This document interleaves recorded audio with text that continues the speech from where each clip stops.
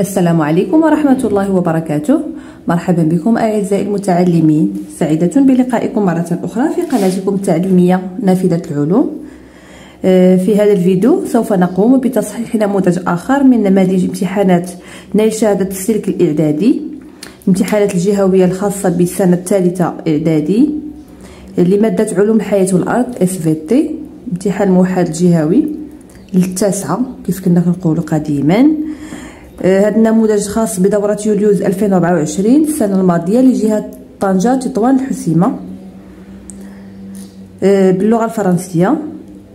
سوف نقوم بتصحيحه إن شاء الله ليساعدكم على تثبيت المكتسبات والمعلومات والمراجعة والاستعداد إن شاء الله لاجتياز هذا الموحد بنجاح.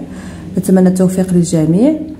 إذا لا تنسوا دائما الاشتراك في القناة بتفعيل زر الجرس ليصلكم كل جديد، ولا تنسوا مشاركة المقاطع مع أصدقائكم لكي تعم الفائدة وناخذ رحمة الوالدين. ولا تنسوا الاشتراك ولا تنسوا تعليقاتكم، دعمنا بتعليقاتكم المحفزة والمشجعة. إذا فلنبدأ على بركة الله مع الفقرة الأولى، la première partie restitution des connaissances.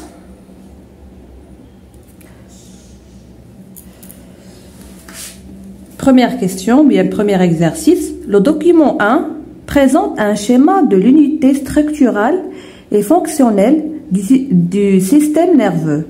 Complétez le schéma par ce qui convient. Donc هنا عندنا واحد لو شيما، واحد الرسم تخطيطي خاص بالجهاز العصبي لو سيستم نيرفو.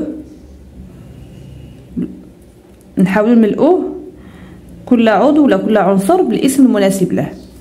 هنا كنلاحظوا لا بارتي 1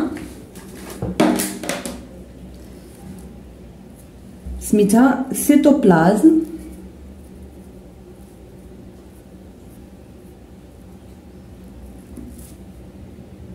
هنا ما عطاوكمش لي تيرم، نتوما غتكتبوا من عندكم. بارتي 2 سي لو نوايو، النواة. 3 dendrite.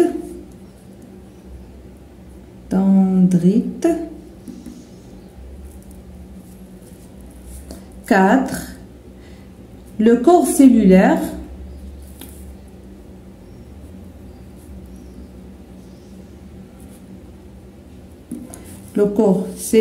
de la partie. 5 axone ou bien le fibre nerveuse, le fibre nerveuse. Et 6,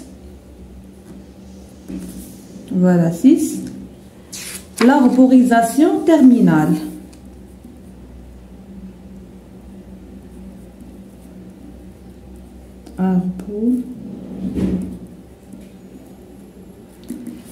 Arborisation terminale. Et pour le titre, donc c'est un schéma ou bien un dessin qui représente ou bien dessin d'une cellule nerveuse. رسم تخطيطي لخلية عصبية. Donc dessin d'une cellule nerveuse. On l'appelle neurone. Voilà.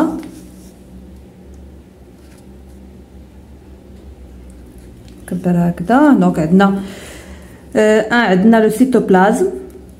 2 le noyau. Dendrite. 3 le corps cellulaire. 4 l'axone ou bien le fibre nerveuse. Et après on a l'arborisation terminale. Et le dessin kamel, c'est un dessin ou bien un schéma d'une cellule nerveuse. Neurone. Deuxième exercice. Pour chaque item numéroté de 1 à 4, une seule suggestion est correcte. Cochez la bonne suggestion. Donc هنا عندنا تعريف، وكل تعريف عندنا مجموعة من الاقتراحات، نحاولوا نختاروا الاقتراح الصحيح. Donc, les éléments étrangers du corps, et qui provoquent une réponse immunitaire sont appelés les anticorps, ou bien les antibiotiques, ou bien les antigènes, ou bien les protéines sériques. Donc les éléments étrangers du corps, الأجسام الغريبة اللي ديال الجسم اللي كتمكن لنا من واحد الاستجابة المناعتية. Donc sont les antigènes. C'est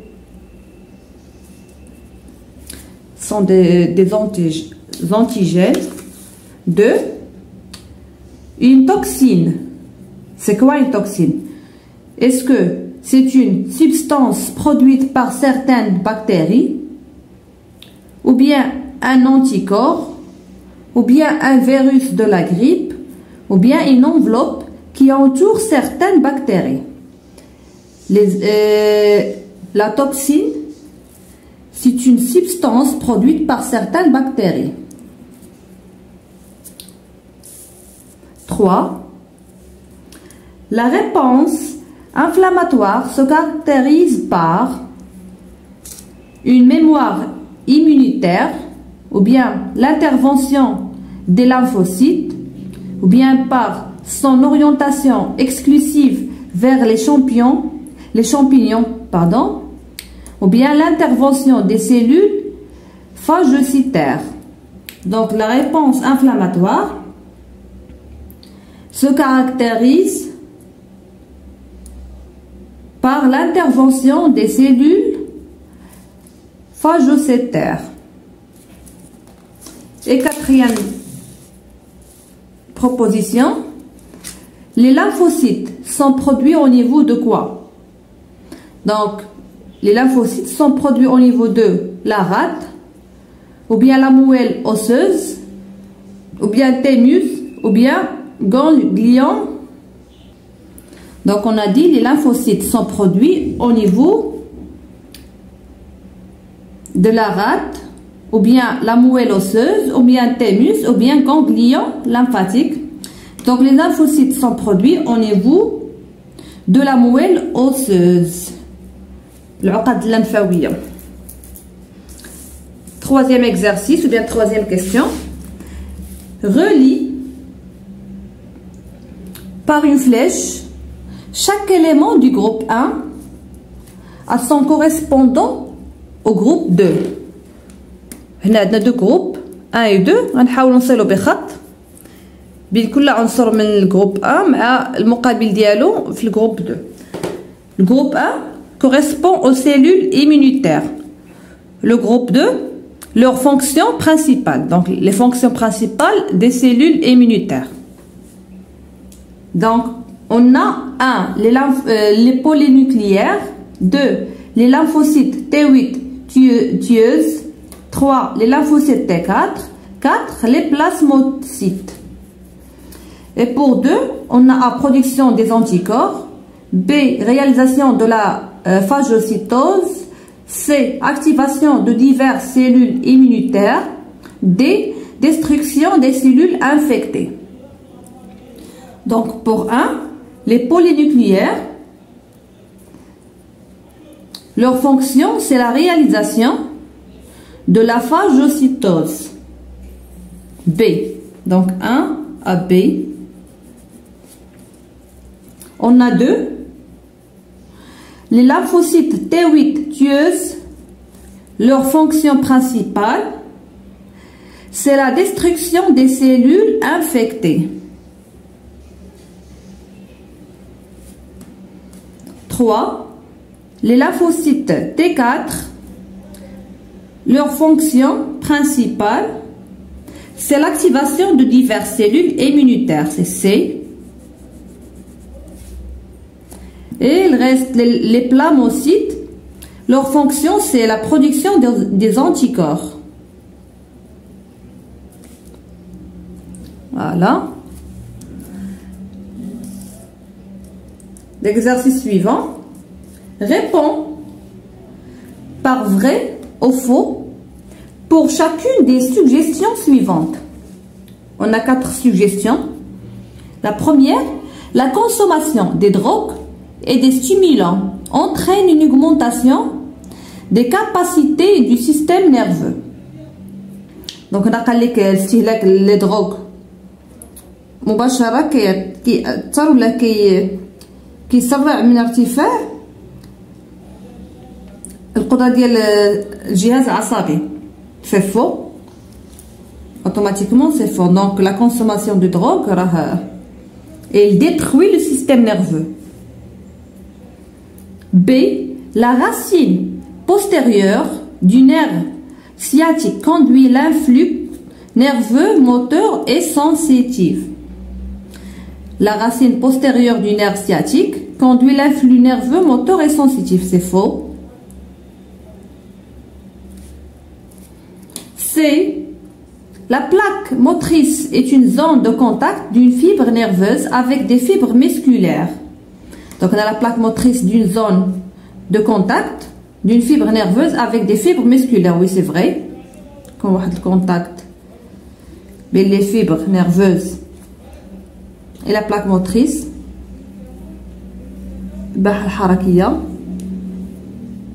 donc la cellule musculaire est une cellule géante qui contient plusieurs noyaux.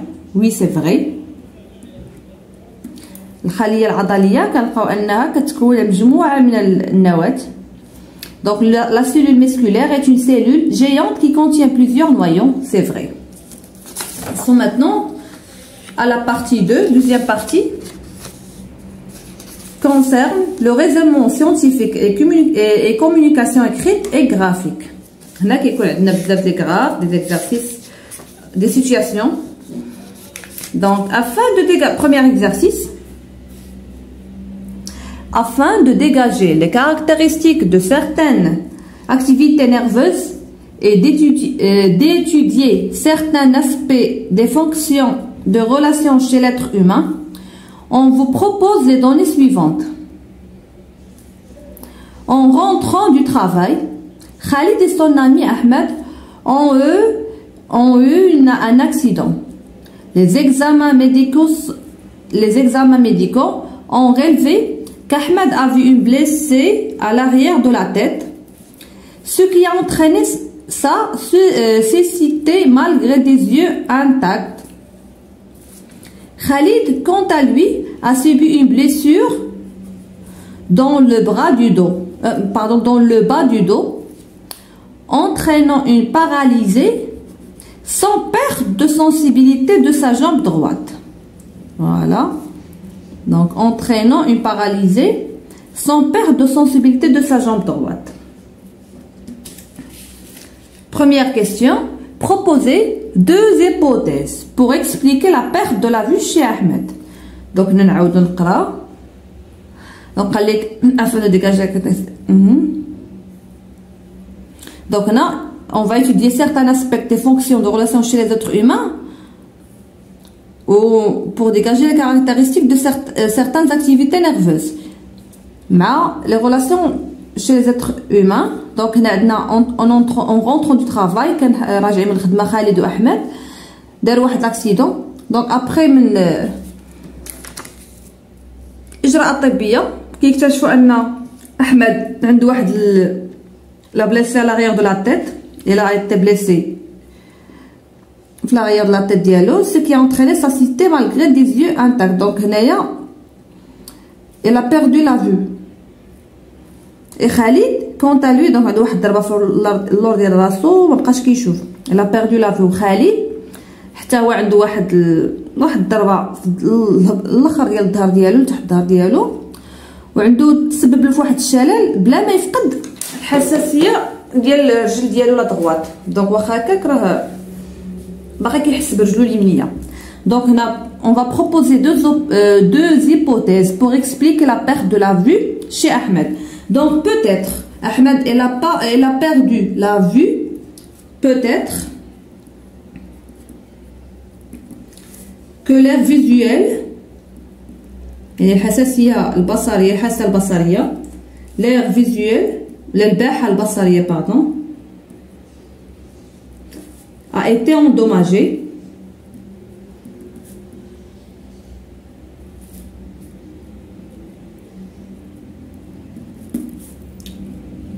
دونك هنا واخا تقاس واخا عينو ما تقاسوش ولكن ضربه الراس بوتيتر ان ديك الباحه البصريه اللي في الدماغ خاصه بحاسه البصر تكون تعرضت للضرر للتخريب. ou bien peut-être que les nerfs optiques peut-être que les nerfs optiques ont été endommagés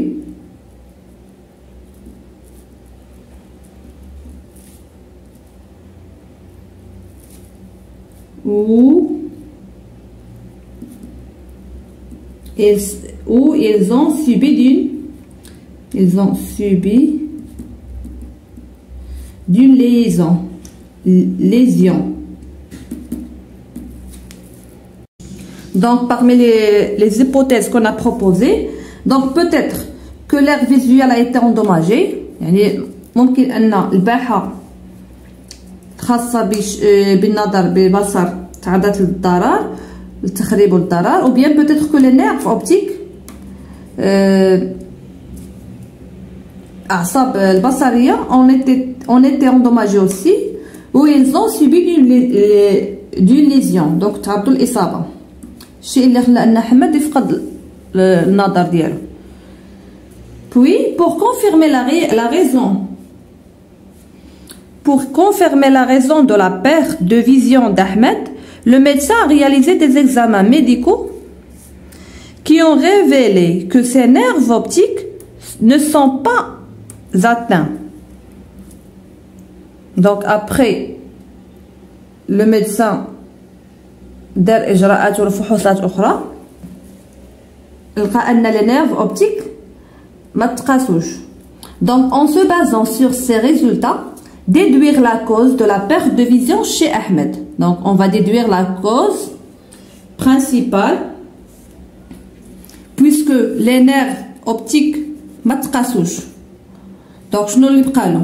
donc la première hypothèse c'est que l'air visuel qui était endommagé. donc la conclusion, ou bien on va conclure la conclusion d'après la consultation médicale. donc l'air visuel a été endommagé.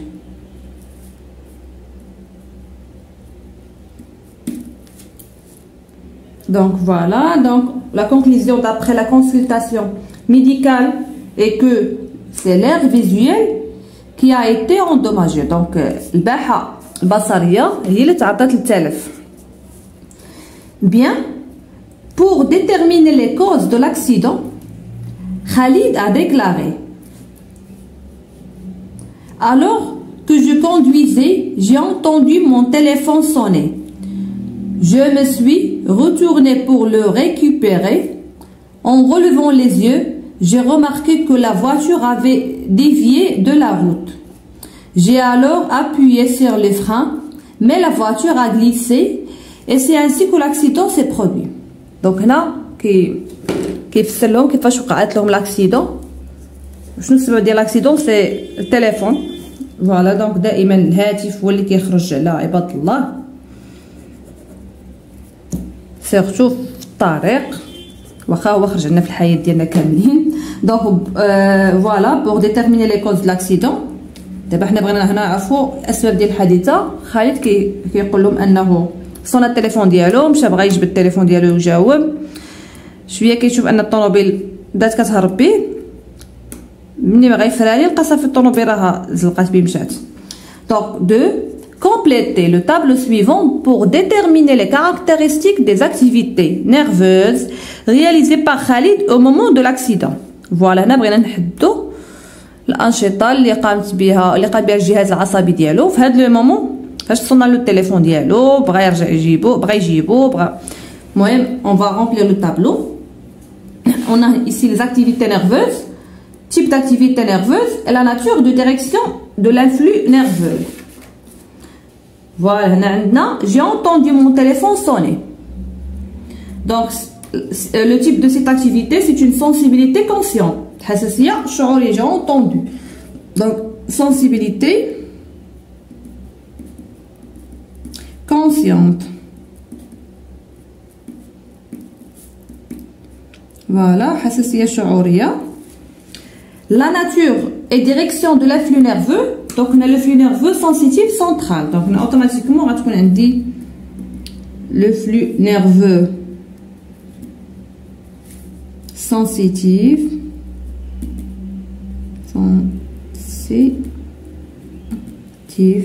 central, centripète, qu'on l'appelle centripète.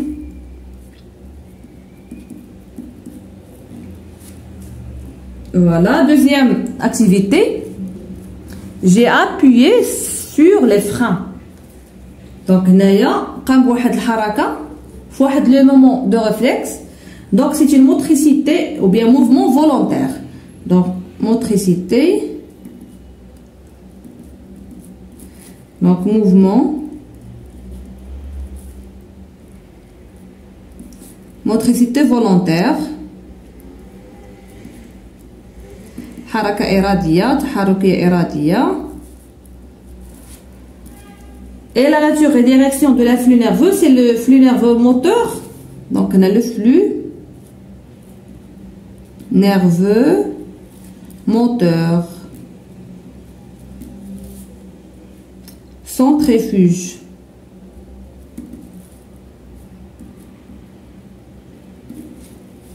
FR. Voilà. Voilà, donc on a déterminé les caractéristiques des activités nerveuses réalisées par Khalid au moment de l'accident.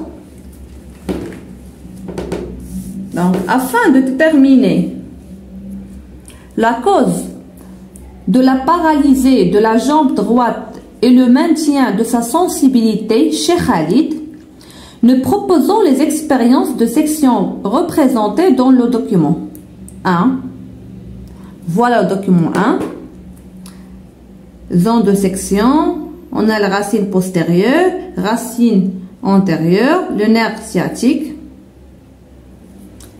Bien, on va compléter le tableau suivant par les déductions convenables. On a l'expérience A, B, C et les résultats. Donc, chaque section, bien chaque résultat, on va déduire une conclusion. Donc, pour la section A, voilà la section A, perte de la sensibilité et de la motricité. Donc, conclusion, c'est le nerf rachidien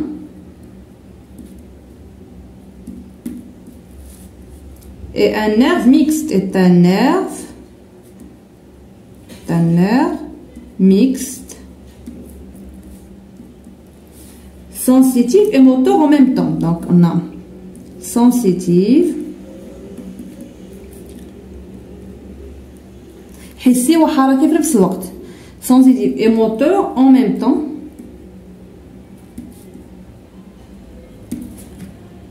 Voilà. Section B. Perte de la sensibilité. Donc, la racine postérieure, voilà ici, la racine postérieure transmet l'influx nerveux sensitif. Donc, on a la sensibilité, pour la zone A, ou bien section A, on perd la sensibilité, la motricité, bien, donc on a la racine postérieure,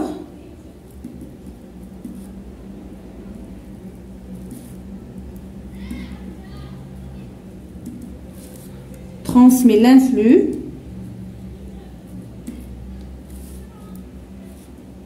nerveux sensitif. Et la section C, Voilà la section C. C'est seulement perte de la motricité. Donc seulement perte le haraka. Donc la racine antérieure transmet l'influx moteur. Donc la racine antérieure transmet l'influx moteur.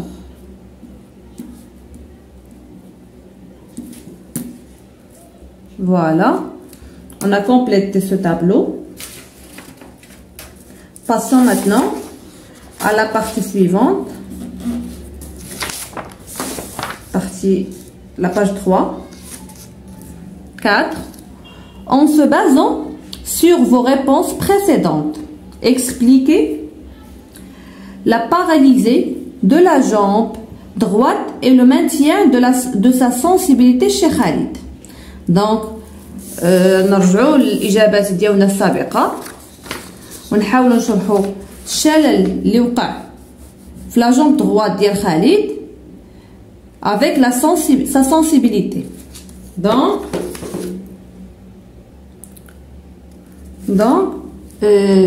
la paralysie de la jambe droite de Khalid résulte de la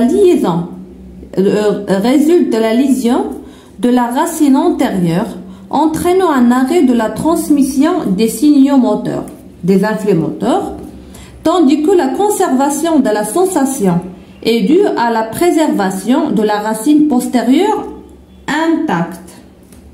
Voilà l'explication de la paralysation, ou bien la paralysation de la jambe droite de Khalid. Cinquième exercice.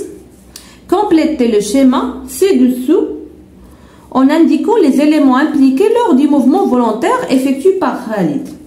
Voilà Khalid, le mouvement volontaire le Khalid. Donc, premier élément, on a l'aire motrice.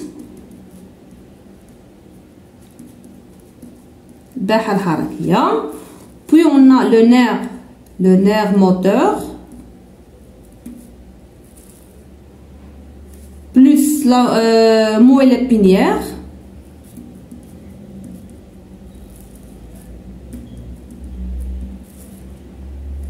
Plus conducteur moteur.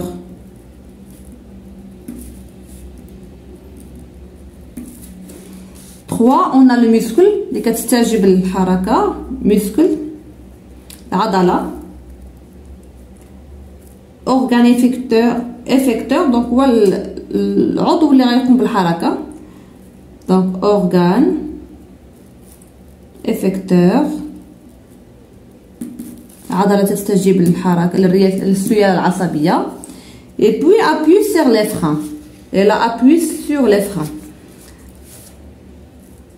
كتكون عندنا واحد الرساله كترسل الباحه الحركيه كترسل عبر العصب عبر النخاع الشوكي العضله تستجيب للسياله العصبيه اللي وصلتها وكتقوم بالحركه. Voilà, on a terminé le premier exercice. Passons maintenant au deuxième exercice du partie 2.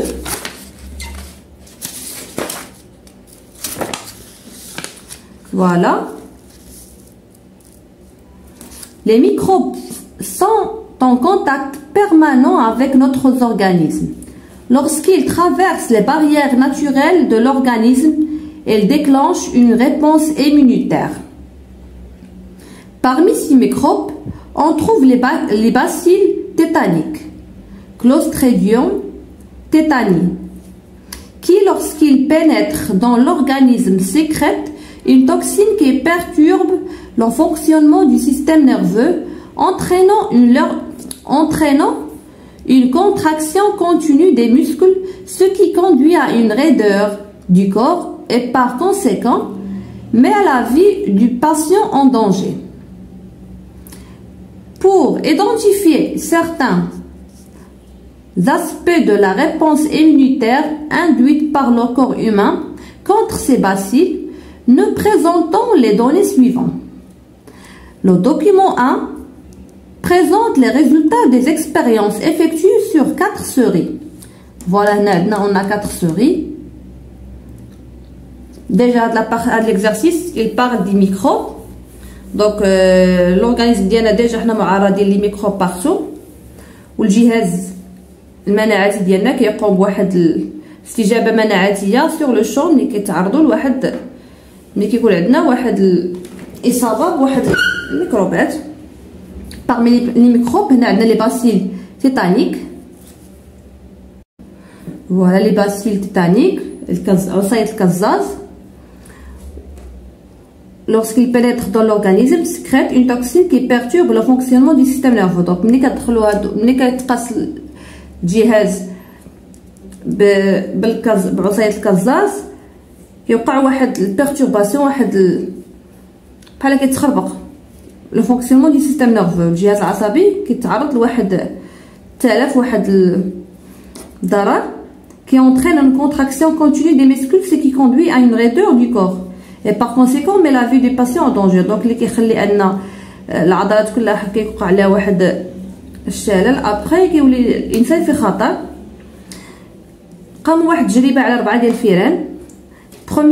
La première série, on a injecté la toxine tétanique, injection de la toxine tétanique. Voilà, قلنا الفأر الاول حقنوه بسم الكزاز. Voilà, directement كنلقاو que la première série est morte. Donc la morte.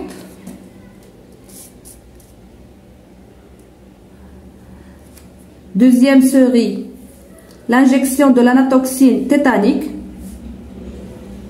تم حقنوها بدفن الكزاز l'anatoxine. Toujours la souris en vie, donc la survie de la souris. Troisième, cette souris, pour la deuxième fois, on a injecté des lymphocytes T de la souris 2 et de la toxine tétanique en même temps. Donc, donne les lymphocytes ou la toxine tétanique ou semkazaz en même temps. Donc, finalement, la deuxième souris, ou bien voilà, la troisième souris est morte. Puis la quatrième série, on a injecté du sérum de la série 2 et de la toxine tétanique. Donc dans le sérum ديال الفأرة الأولى, après la toxine tétanique سم ديال الكزاز. Donc la série est en vie toujours, elle ne meurt pas. Donc en exploitant les données du document 1, expliquer les résultats obtenus pour chacune des séries. Donc on a série 1, 2, 3 et 4. Voilà, donc on va expliquer les résultats obtenus pour chacune des séries. Donc pour la première série, la mort de la série est due à l'injection de la toxine du bacille tétanique qui est mortelle. Donc les bacilles tétaniques sont mortels. Deuxième série, la série reste vivante car l'anatoxine tétanique n'est pas mortelle. Pour la série 3, la série 3 meurt. Pourquoi? Car l'injection des lymphocytes T de la série 2 n'a pas pu intervenir contre la bactérie tétanique. Et pour la série 4, la survie de la série 4 est due à l'injection du sérum de la série 2 qui contient des anticorps anti-tétanos, ce qui l'a immunisé contre le bacille tétanique. Voilà l'explication. Il faut seulement lire attentivement l'expérience. حاولوا تقراو l'expérience بتأني وتضبطوا l'explication ديالكم. Passons maintenant à la deuxième question. Déduire le type de la réponse immunitaire intervenant contre le bacille tétanique. Donc, il s'agit quoi? C'est une réponse immunitaire à voie médiation humorale faisant intervenir les anticorps. Donc voilà le type de la réponse immunitaire qui est intervenant contre le bacille tétanique. C'est une réponse immunitaire à voie médiation humorale faisant intervenir les anticorps, c'est-à-dire les sérums. Voilà, passons maintenant à l'exercice suivant. Pendant qu'ils jouaient, Karim et Ayman ont été blessés. Afin d'arrêter l'hémorragie, Karim a suggéré d'appliquer un peu du sol sur la plaie. Au bout de 2 jours, les 2 enfants avaient une température corporelle élevée. Les examens médicaux ont montré qu'il avait le tétanos. Le document 2 présente l'évolution à la fois de la quantité de la toxine tétanique et de la quantité d'anticorps dans le sang des 2 enfants après l'infection et en l'absence de tout traitement. Voilà, هنايا كاين كريم وايمن كيلعبوا طاحوا جرحوا. دونك باش يوقفوا هذاك النزيف ديال الدم خداو كريم، دونك خداو شويه ديال التراب داروا على ديك الجرحه. Après 2 jours, les 2 enfants avaient une température corporelle élevée. Donc après واحد اليومين طلعت لهم السخانه les 2 enfants. من بعد لي زيكزامان ميديكو فحوصات كيكتشفوا ان عندهم كازاز تيتانوس. فوالا هنا لو دوكيومون 1 et 2 كيبين لينا تطور en même temps la quantité de la toxine tétanique. كنلقاو هنا السم الكزاز النسبه ديال التطور ديالو في الجسم ولي زونتيكور في الدم الاطفال ابري لافيكسيون اي لابسونس دو تريتمون. هنا ما كان حتى علاج. دونك فوالا دوكيومون diagramme de Ayman et de Karim. Voilà pour Ayman la quantité de la toxine tétanique après l'infection. Voilà l'infection. Donc l'évolution de la toxine et en même temps le triade c'est les anticorps. Donc la quantité des anticorps. Automatiquement les anticorps après 3 jours عادوا les anticorps كيبانوا.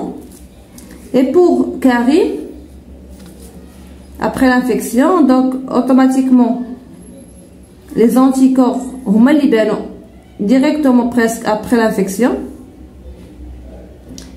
Pour la toxine tétanique, donc on a dit que les toxines tétaniques elles ont il y a une évolution qu'après directement après l'infection. D'abord désolé en jour en semaine j'ai pas fait attention. Donc voilà, on va décrire pour chaque enfant l'évolution de la quantité des anticorps dans le sang après l'infection. Donc pour Ayman, les anticorps, voilà les anticorps pour Ayman dans le sang ont été détectés qu'après la 3e semaine de l'infection. Voilà. Puis on observe le début d'une diminution de leur proposition qu'après la 4e semaine. Voilà, c'est la 4e semaine donc et pour Karim, on remarque une augmentation de la quantité d'anticorps dans le sang au cours de la première semaine. Voilà, au cours de la première semaine d'infection, suivi du début d'une diminution de leur proposition qu'après la 2e. Voilà, après la 2e semaine de l'infection. Voilà, donc on appelle comme décrire, ça veut dire qu'est-ce que vous directement, qu'est-ce que vous voyez en détail. Voilà, on a maintenant question suivante. Les résultats du document 2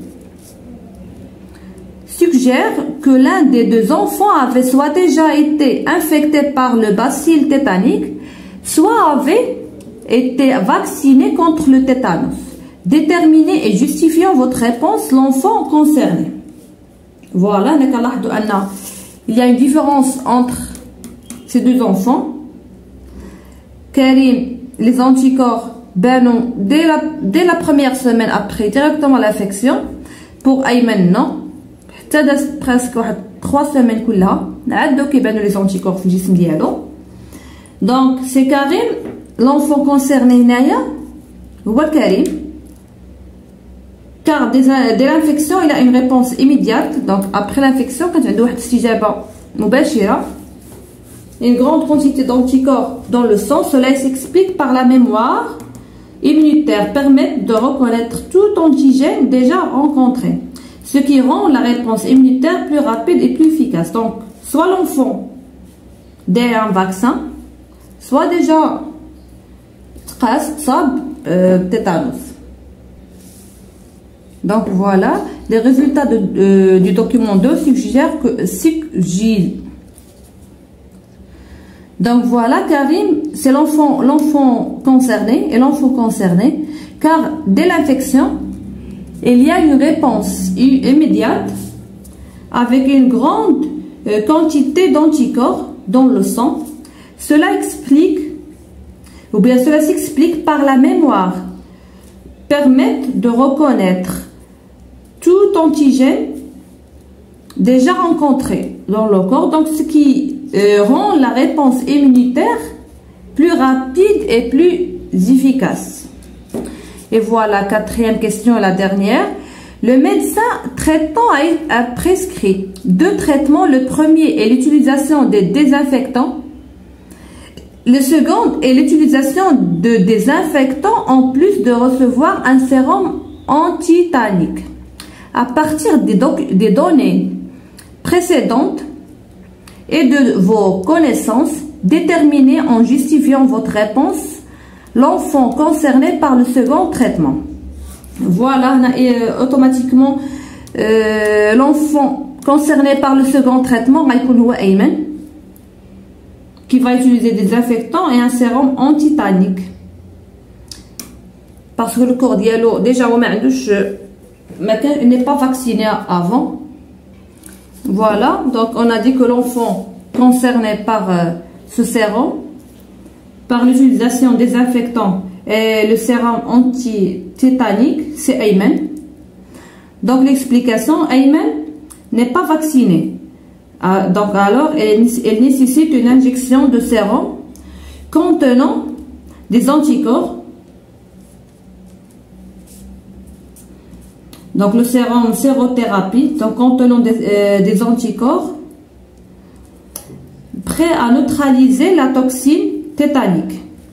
En plus de cela, des antiseptiques sont utilisés pour éliminer les microbes à la surface de la peau lésée. Donc بطبيعة الحال حتى البلاصة اللي تضرب فيها الجرحى يكون فيها حتى هي معقمات.